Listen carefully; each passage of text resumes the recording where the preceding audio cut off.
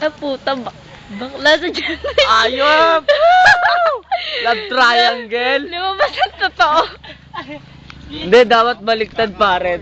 Kaya ang ganyan. Tapos sa likod yung kamay ni Jazz. Papunta sa'yo. Hindi sa pag-iiba.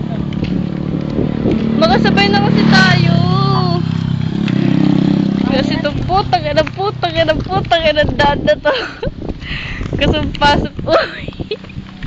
Yung pasok pa, no? Bench body. Uswete. Si Ding Dong.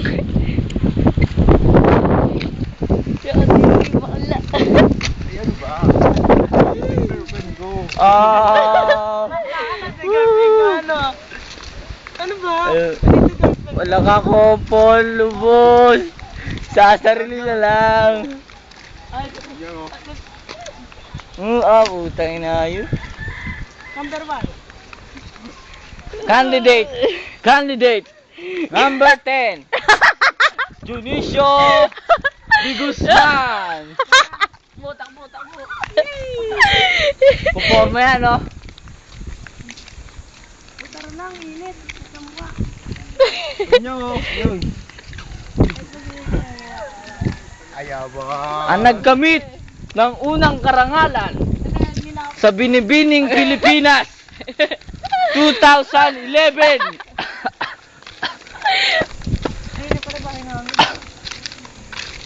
Ulit. Ayun, malapit na. Ang nagkamit ng unang karangalan Ano? sa binibining Pilipinas 2011 ay si Jonicio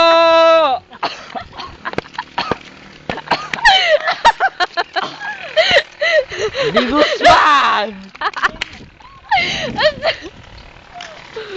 Ay, pangit. Pwesto, forma. Anak, kami sa baba? Kamay sa ilong. Makaulit na ulit. Tara, balik tayo dun. Si John Ray naman. Tawagin mo si John Ray sa candidate. Ang nagkamit ng ikatlong karangalan Ako kumingay. sa binibining Pilipinas Pagkakamala ko talaga dito, tag-area ko. Ako kumingay. 2012. Gusto ko 12, bakit? Ay si John Raymond! Carl! Brazil! John Raymond Brazil. Pwede. Puwesto po. Nani yun? Sabi, tara lago tayo, may tag-area pumasok. Kasi mo sabi. Kung may tag-area, maingay. Tag-area, dito may tag-area po. Tuloy purong mabili kami. Hindi ko kami taga dito. Baka gusto nyo pag-raprating ko kayo.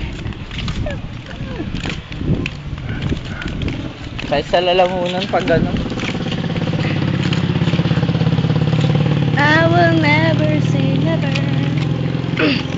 Ang nagkamit ng ikalawang karangalan. Tinawag pangalan niya.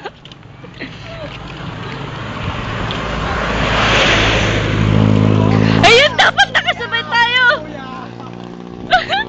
Pwede tinawag niyo. Ayan no. Kasi bali, pagod na rin ako. Ang init ko. Naglalakbay ka dito. Ano pa kanta yun? Ano?